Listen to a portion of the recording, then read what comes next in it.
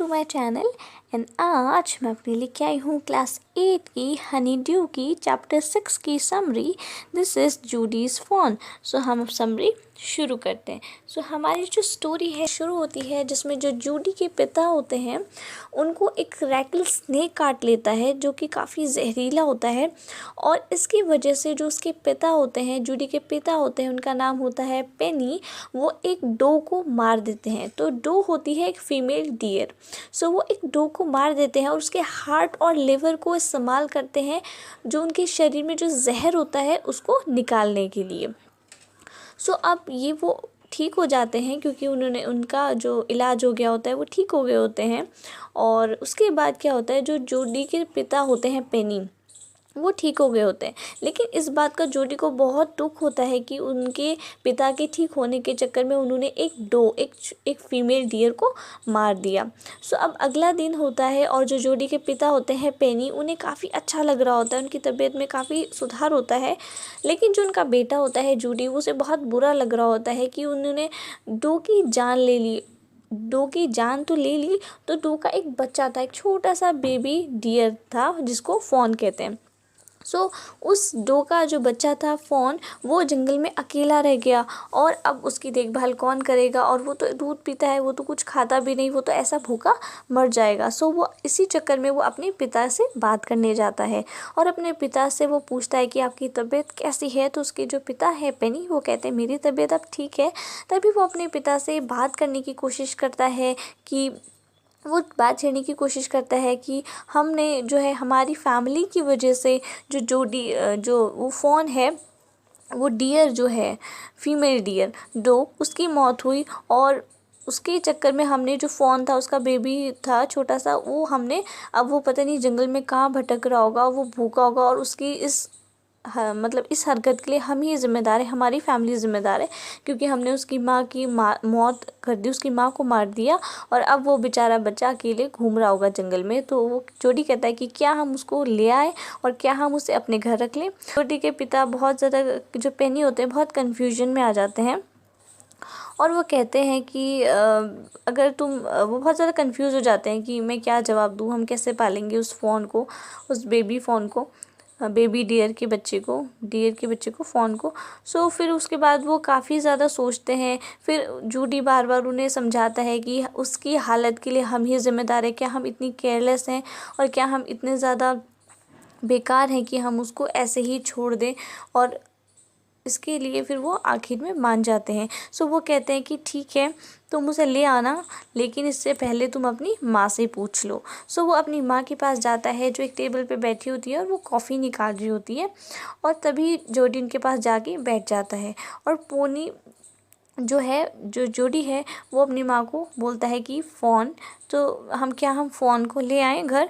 तो जो जोडी की माँ होती है मिसेस बॉक्स्टर, सो जोडी के पिता का नाम वो होता है बैक्स्टर और जोडी की माँ मिसेस बैक्स्टर। सो वो कहती है कि कौन सा फ़ोन। सो जोडी कहता है कि वो फ़ोन जिस डो को हमने मार दिया था हमारे पिता के इलाज के लिए, जैसे उनका जहर निकल जाए, और उसका हार्ट और लिवर हमने इस्तेमाल करा था। अब उसका बच्चा बहुत ज़्यादा भूखा होगा जंगल में, उसे हमारी ज़रूरत है और हम इतने ज़्यादा बेशर्म तो नहीं है और ये जो सब कुछ हुआ है वो हमारी वजह से हुआ है। सो उसकी माँ कहती है कि तो फिर मैं बिल्कुल नहीं पालूंगी उसे, और तुम क्या खिलाओगे उसको। सो वो कहता है कि एक्चुअली हम उसको मिल्क देंगे, और वैसे भी मैं बड़ा हो गया हूँ, मुझे इतनी ज़्यादा दूध की ज़रूरत नहीं होती, और मेरे हिस्से का दूध मैं उसको उस फ़ोन को पिला दूँगा। सो उसकी माँ से वो बहुत कहता है, लेकिन उसकी माँ बहुत ज़्यादा मतलब वो मना कर रही होती है, वो राज़ी नहीं होती। लेकिन उसके बाद जो मिलविल है, जो फॉरेस्टर होता है, वो वहाँ पे आता है। वो कहता है कि एक्चुअली आपने इतना ज़्यादा, मतलब कुछ पाने के लिए कुछ खोना पड़ता है, हर चीज़ें फ्री में नहीं आती। जैसे आपने इलाज किया उस डो का लिवर और उसके हार्ट से इलाज किया और आप ठीक हो गए, आपके हस्बैंड, वैसे ही आपको ये चाहिए कि उसके बच्चे फ़ोन की आप देखभाल कर सकें। सो माँ कहती है, कुछ नहीं कहती, और पर वो ये कहती है कि मैं बिल्कुल नहीं दूँगी, दूध के अलावा, जो तुम्हारे हिस्से का दूध है उसके अलावा मैं कुछ नहीं दूँगी। सो जूडी कहता है ठीक है, जब तक कि वो घास वगैरह खाने ना लग जाए, लीव्स खाने ना लग जाए, तो मैं उसे अपने हिस्से का मिल्क लूँगा। और फिर वो मिलविल के साथ घोड़े पे बैठ के चला जाता है और मिलविल कहता है कि मैं जो है वहाँ पे डॉक्टर विल्सन मिलविल घोड़े पे बैठ के, मिलविल एक फॉरेस्टर होता है जिसे जंगल की काफ़ी जानकारी होती है, सो उसके साथ जूडी चला जाता है और मिलविल कहता है कि हम डिनर से पहले, शाम के डिनर से पहले आ जाएंगे वापस। तब वहाँ पे एक डॉक्टर विल्सन होते हैं जो डॉक्टर होते हैं जूडी के पिता के, पेनी के। सो वो भी यही कहते हैं उन्हें कि हाँ, ये आपको ज़रूरी है और ये आपकी ज़िम्मेदारी है कि आप उस फ़ोन को पालें। अब क्या होता है, वो लोग जंगल में जाते हैं और वो अंदर जंगल में जाते रहते हैं। जंगल काफ़ी घना होता है और वो उस जगह पे पहुंचने वाले होते हैं जहाँ पे जूडी के पिता को उस सांप ने काटा था। तब जो है, जो जूडी है वो मिल को कहता है कि आप यहीं पे रुकिए, मैं काफ़ी ज़्यादा झाड़ियाँ हैं, बहुत घना जंगल है और ये घोड़ा आगे नहीं बढ़ पाएगा बड़ी झाड़ियों की वजह से। और वो उसको कहता है कि मैं यहाँ से खुद अकेला चले जाऊँगा। सो मिलविल कहता है कि तुम तो बहुत छोटे हो, तुम कैसे जाओगे और मैं तुम्हें अकेला नहीं छोड़ सकता। सो मिलविल जो है जूडी है उसे समझाता है कि प्लीज़ मैं बिल्कुल जा पाऊँगा, मैं समझदार हूँ, मैं अपना ख्याल रखूँगा और मैं आगे अकेला चला जाऊँगा। सो वो इसलिए मिलविल को मना कर देता है जाने के लिए, 2 रीज़न से। पहला रीज़न, अगर हो सकता है कि वो फ़ोन ना मिले तो जूडी को बहुत पसंद है वो फ़ोन, उसे बहुत मन कर रहा है उसे पालने का। सो अगर वो फ़ोन नहीं मिला तो उसे बहुत निराशा होगी और उसके चेहरे पे वो निराशा दिख जाएगी और जूडी नहीं चाहता कि मिलविल या कोई और उसके चेहरे की वो निराशा देखे। दूसरा जो पॉसिबिलिटी ये हो सकता है कि वो फ़ोन मिल जाए और जब जो जूडी उस फ़ोन से मिलेगा तो बहुत ज़्यादा इमोशनल माहौल होगा और बहुत प्लीजेंट माहौल होगा, बहुत प्यार और बहुत इमोशंस होंगे उसमें उन दोनों के जैसे मिलने में। सो वो नहीं चाहता कि ये पर्सनल एक मोमेंट वो किसी के साथ शेयर करे और वो चाहता है कि ये उसके और फ़ोन के बीच में ही हो, कोई उसे ना देखे। सो इसलिए वो मिलविल को जाने के लिए कहता है और मिलविल चला जाते हैं। अब वो जंगल में आगे बढ़ता है और उस स्पॉट पे पहुंच जाता है जहाँ पे उसका जो वो जहाँ पे उसके पिता जूडी के पिता पेनी को उस स्नेक ने काटा था और वहाँ पे जो उस बॉडी होती है, डो की जो बॉडी होती है, डेड बॉडी वहाँ पे पड़ी होती है और उसके ऊपर जो वल्चर्स, गिद्ध होते हैं वो मंडरा रहे होते हैं और वहाँ पे मतलब बहुत सड़ी सी बदबू भी आ रही होती है। और फिर वो ढूंढता है, देखता है कि शायद मुझे पंजों के निशान मिल जाएं, लेकिन बारिश हो रही होती है तो पंजों के निशान थोड़े होते हैं। बाद में जो उस बेबी जो फ़ोन के निशान होते हैं, पंजों के पैरों के निशान, वो थोड़े से होते हैं, बाकी नहीं होते। तो बारिश हो गई होती है तो वो धुल गए होते हैं। सो वो देखता है पर उसे वो कहीं नहीं मिलता बेबी फ़ोन। अब उसके बाद वो उसको बेबी फ़ोन मिलता है। तो बेबी फ़ोन मिलता है तो वहाँ पे वो खड़ा होता है चुपचाप झाड़ियों के पास और काफ़ी उदास और बहुत दुखी होता है वो छोटा सा बेबी फ़ोन। सो जो जूडी है वो धीरे धीरे उसके पास जाता है और उसका सर सहलाता है, उसको थोड़ा प्यार करता है और उसके बाद जब वो ठीक महसूस करने लगता है वो फ़ोन, तो वो उसे अपनी गोदी में उठा लेता है और वो चल पड़ता है अपने घर की तरफ।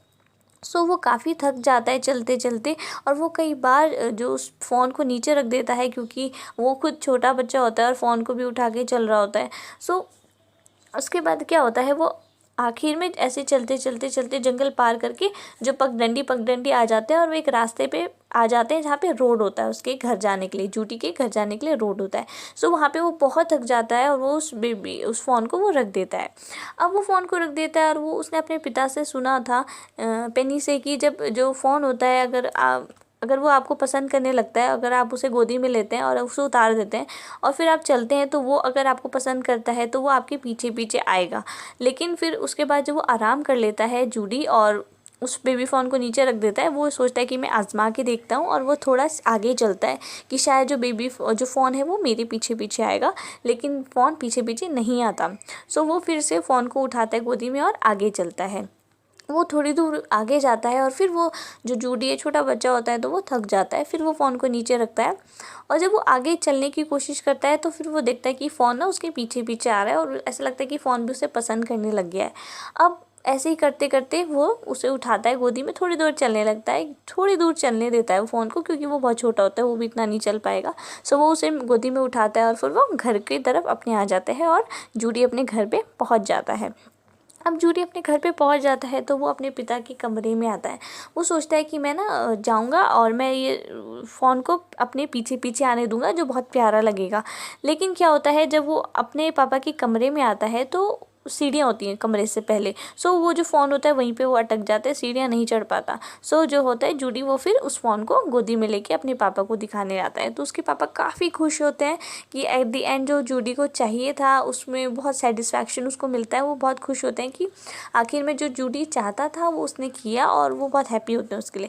फिर जूडी उसको मिल्क पिलाता है एक बर्तन में, एक जो वेजिटेबल्स रहते हैं ना उसमें उसके जो खोखला होता है उसमें वो मिल्क डाल के देता है फ़ोन को, बट फ़ोन पी नहीं पाता क्योंकि बहुत छोटा होता है। सो फिर तब जूडी अपने हाथ डिप करता है उस मिल्क में, एंड देन वो फिर उसके मुंह में डालता है, फ़ोन के मुंह में, फिर फ़ोन पीता है। फिर उसके बाद वो ऐसे दिखाता है, सिखाता है उसे, तब फिर फ़ोन उसमें से पीने लगता है, उस कंटेनर में से पीने लगता है। वो कंटेनर एक्चुअली एक वेजिटेबल जैसे तरबूज वगैरह का छिक्कल होते हैं, तो उसको जो निकाल देते हैं तरबूज को, जो छिक्कल बच जाता है तो उसमें उन्होंने दूध दिया था उसको।